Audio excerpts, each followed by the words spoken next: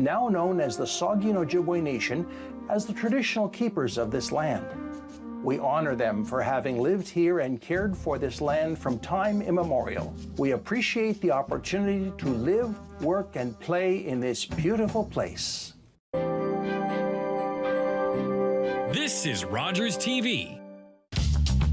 This program is brought to you by Ignite TV. Now you're in command.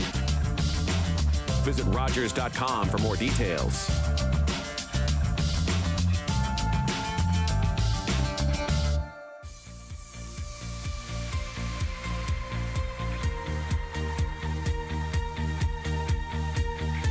Welcome to Community Close-Up. I'm your host, Sharen Skelly, and our guest today is Pamela English. And Pamela is the Executive Director of the Military Family Resource Center at the military base. I guess it's called the Canadian Armed Forces 4th Canadian Division Training Center.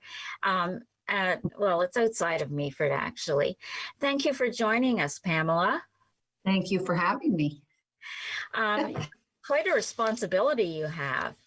I was reading about all the services that you offer, and it is quite a responsibility. And I have been out to the center. I wrote an article for the Sun-Times several years ago, and I visited the childcare center part of it.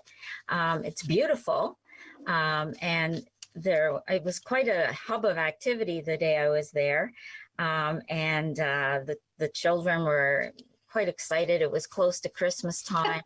And there had been a deployment of men and women. I think it was Afghanistan they were at, and they were anxious for their parents to be coming home. I think it was before Christmas that year. And it was quite exciting, and everybody was making crafts and doing things in anticipation. So it was quite lovely, but it is big. I remember thinking it was huge. And it's something that not a lot of people in the area are aware of, quite frankly. So I'm interested to learn all about what your job entails and what services you offer. So thanks for being here.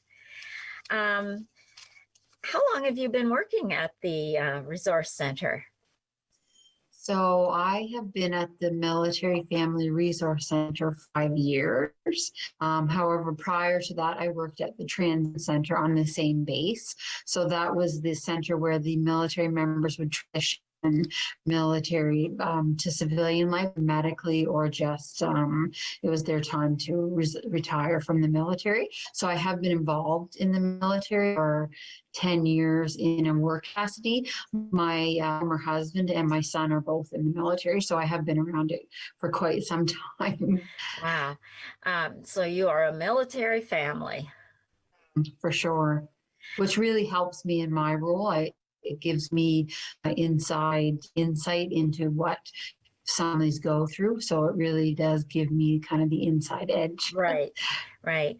So have you traveled about the country for yes, your whole career?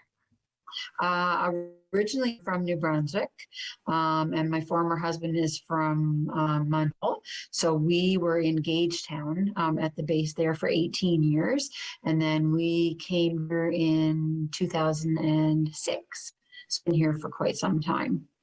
One of my first jobs as a nurse was in Fredericton.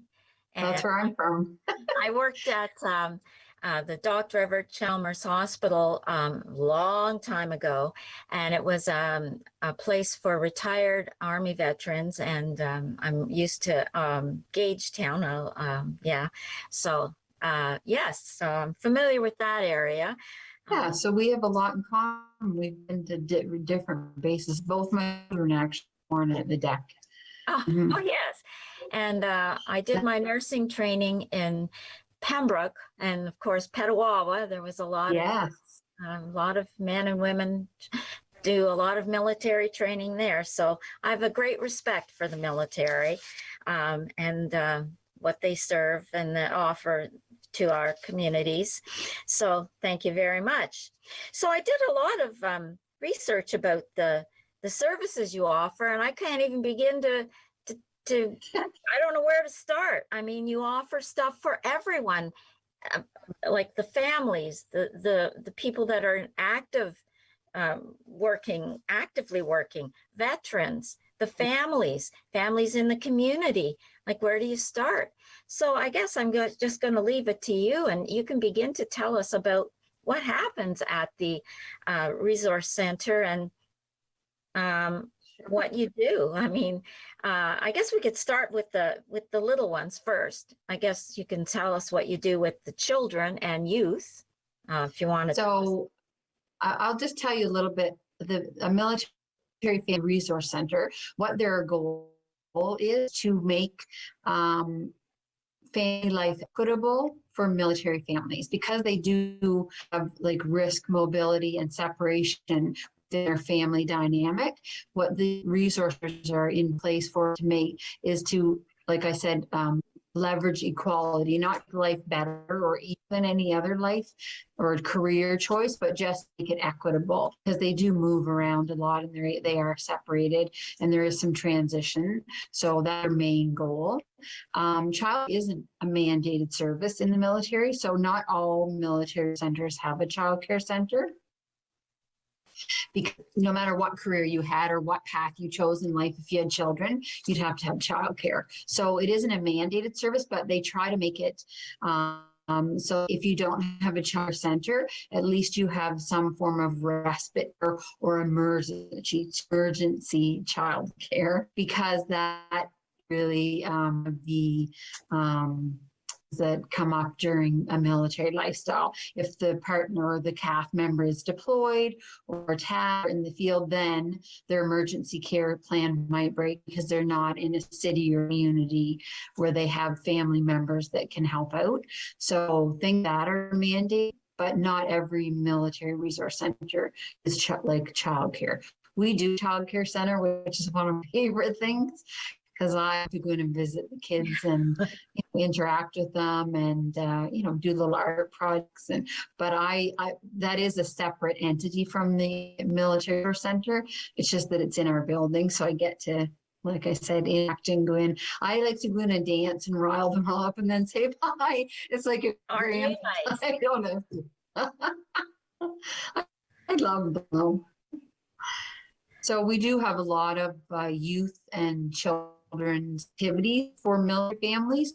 We do offer things that would draw youth and children together in the community, because there is no housing on the 4th Canadian Division Training Center. So the families don't reside within the base confines, whereas a lot of bases have housing and all the families live within that. So they get a lot more peer support group and a lot more group activities and a lot more connectivity. If their partners are deployed, there would be support groups within the living accommodations, but we don't have that in Meaford.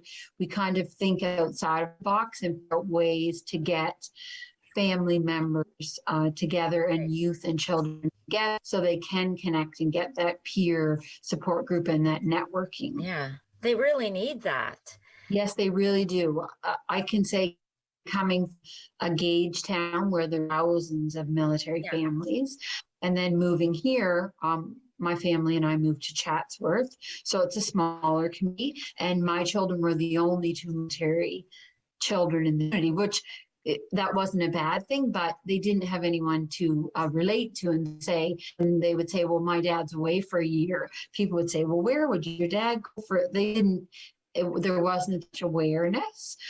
So because I'm aware of that, I try to really develop programs and things around that, so that on PA days and things like that, we would have activities that would draw the families or children in, so that they did get to connect with other families and get that peer support. Mm-hmm. Oh, yeah. Mm-hmm.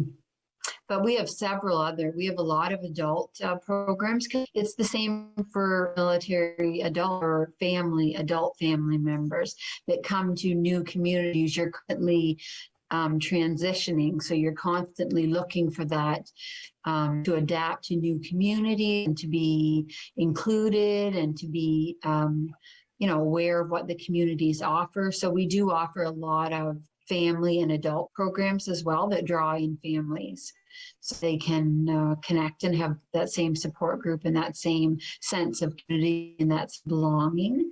Often the military members are really in a tight knit, almost like a tribe group, because they see each other all the time. And so it's a little bit easier for them to transition because there are 2 or 3 people they've known before, but people that have the same background and skill set so they can connect. And now that the military's one of their goals is to say if the CAF member is mission ready, then their family mission ready as well. And what that means is if you're not worried about your family back home, then you're more perform your duties when you're away. So they really do try to programs that look after families. And that's where the resource centers come in. Oh, right. Mm-hmm. Yeah. That makes sense. I see there is a really good reason for the resource center then, Yes.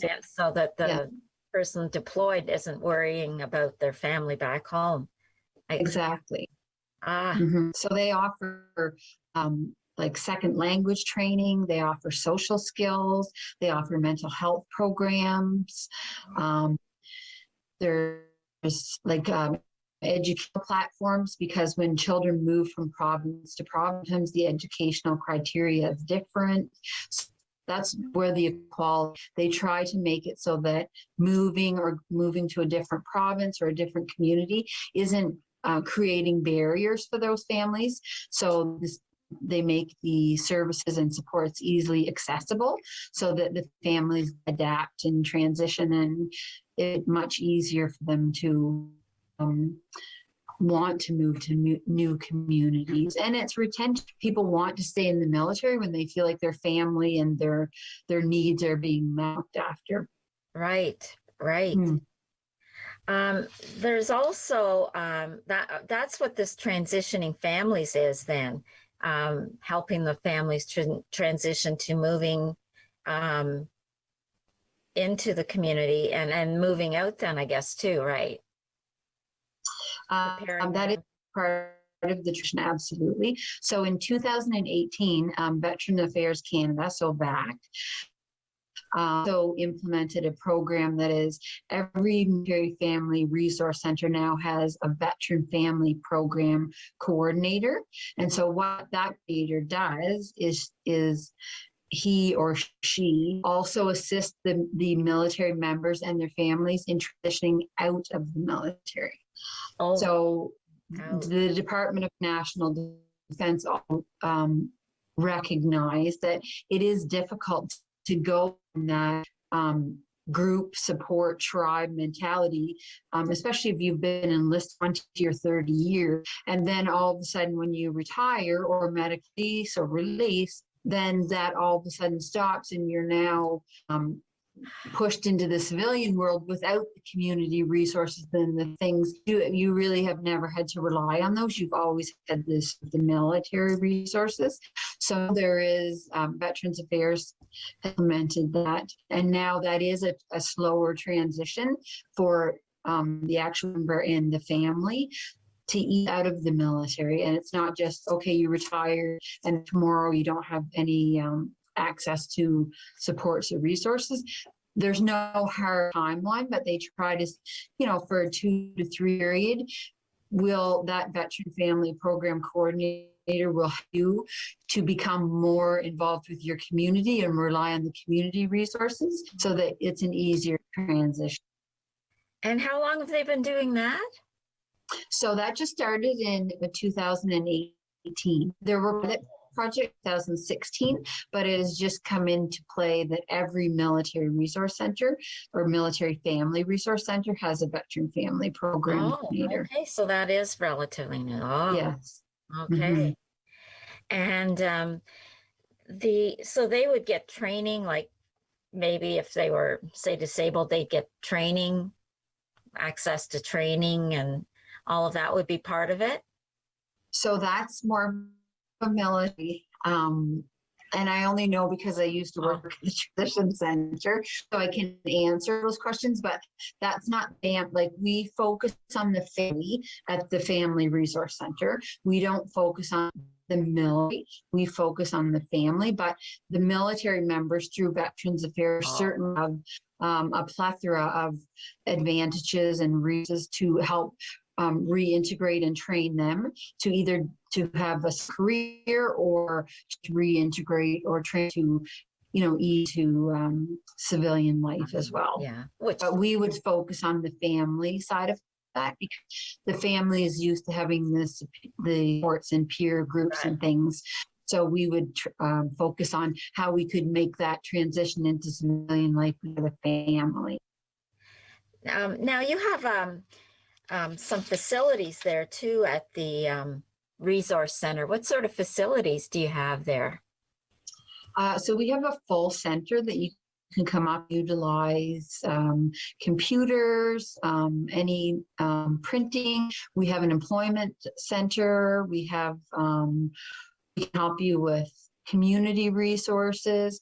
We have pro coordinators, obviously childcare supervisors, information and referral. We have enhanced coordinators that would do information referral. What that is when you move into the community, to the center, and we will kind of assess your needs and then massage you through the right venue for you, whether it be programs or mental health supports or just peer support, employment support. We try to put our finger on the trends and the things that we see families needing when they move to new communities, and then establishing programs to fill that need.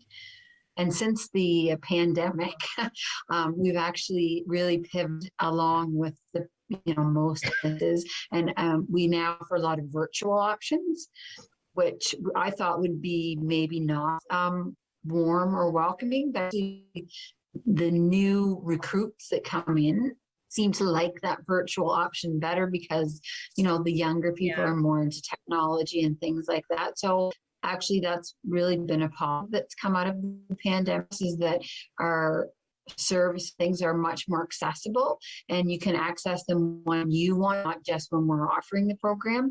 So I mean, younger generation certainly is able to do it anytime they want, at home, at night, on the weekends. That's something positive that's come out of this for sure. Mm-hmm. So what exactly is your role there? You seem to be I don't know, involved in everything. I am. I guess because we're a small center. So we are really small centers. I wear several different hats. I am the executive director, but I'm also the veteran family program coordinator. I dabble in the second language. I'm in and out of the childcare if they need some help times. I do have several different hats, but I'm happy to do that. I like to do and it really enables me to wear all of the programs and the things that are available. So I can easily, toggle back and forth to employment coordinator, second language coordinator. I facilitate some of the programs that we do. So we do try to have things that seem kind of like fluff terms, like, we might do like a wine, women, and welding shop one night, or glass blowing, or we might do a snowshoe event on the weekend. And that seems like it's just frivolity.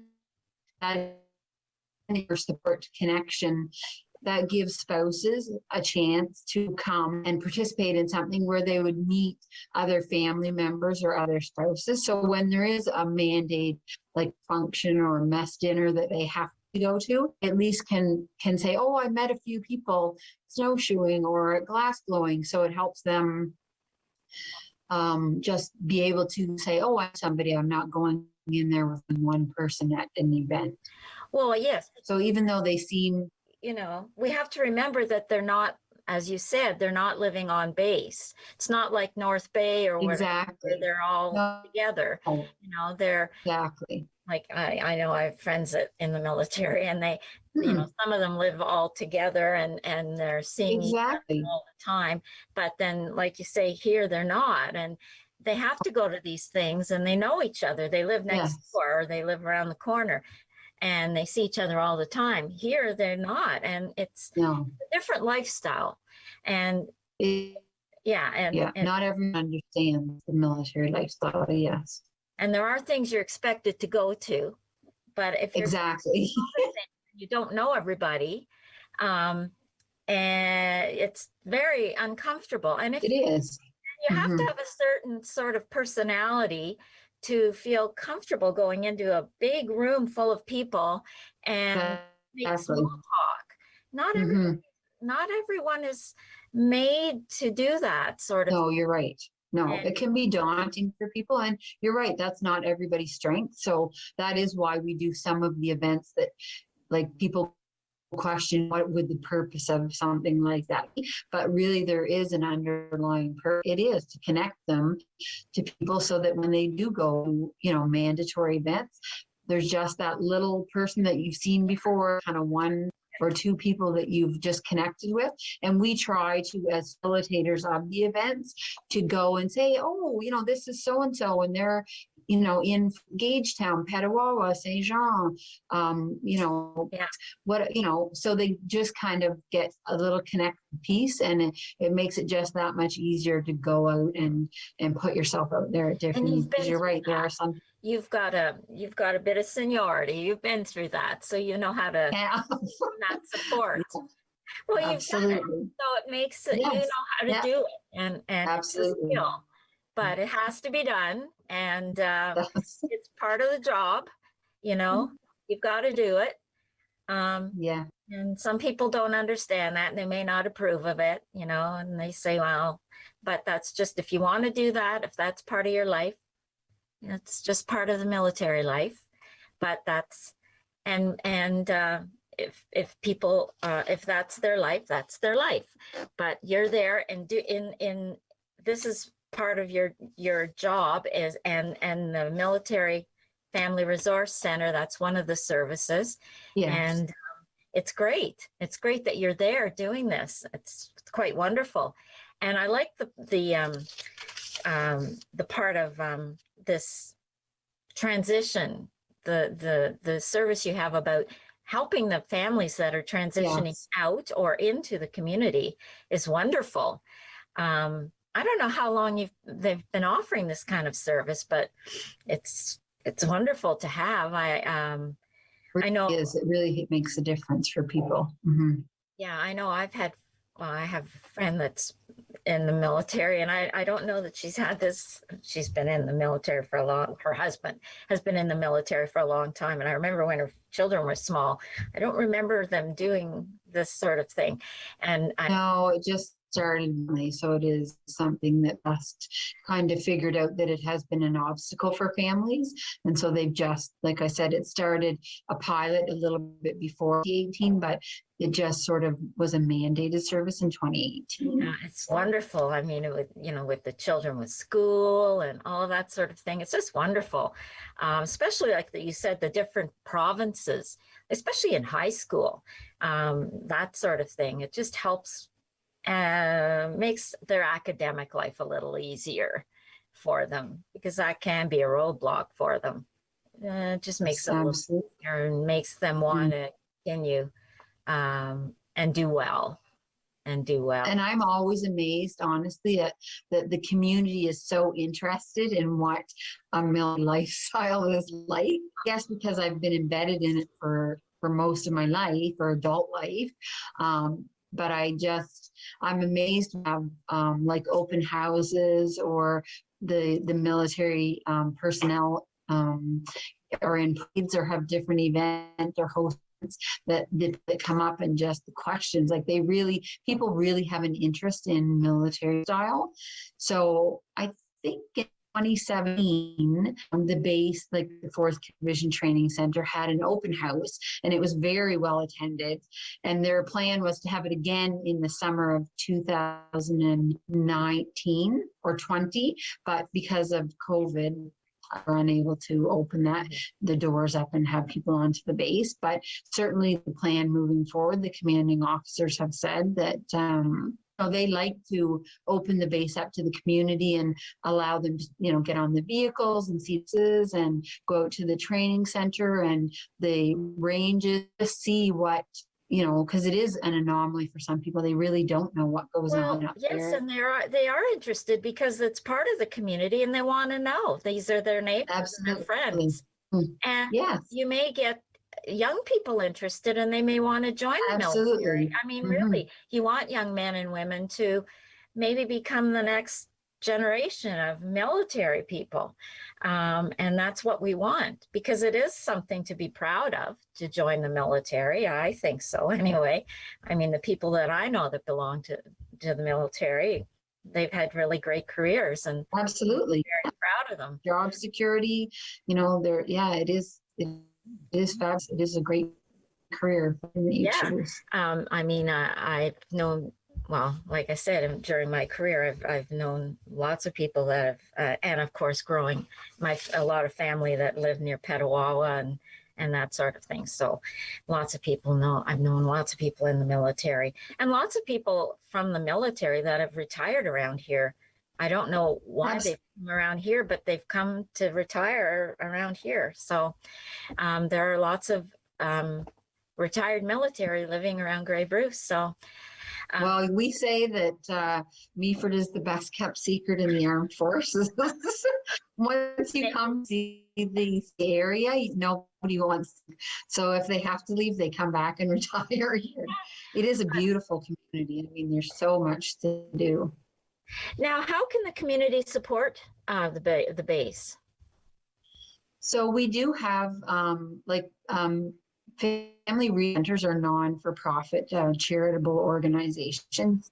So we do have some funding through military family support, but we do hold fundraisers that enable us to utilize funds to help families in crisis, or to assist in new programs or developmental programs that would be group events, things like that. So we do have, we haven't in the past had a golf tournament recently because there've been some restrictions, but we host a golf tournament every year.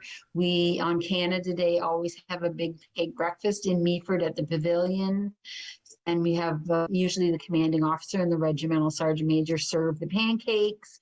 So we do a lot of events that would go towards the research center, the fund, not the military itself, because they have different criteria. They can't really fundraise or take charitable donations, but these are our centers, and then we can use that to assist families and host events of families and things like that. So that would all be on your, if there was a golf tournament, it would be on your Facebook page. Yes, and we also, there's the CAF Connection, so it's CAF Connection.ca. That is a military website that just shows the different resource centers and the things. So every resource center has different things that they fundraise for. You could do specific things, or you can just generally fundraise in general as well. Well, thank you very much for joining us here. I've learned a lot about the Resource Center.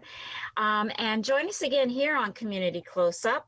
And remember, it's your community, so take part, and please be safe, get vaccinated, and wear a mask. And join us again here on Rogers TV. I'm Sharen Skelly. Bye for now.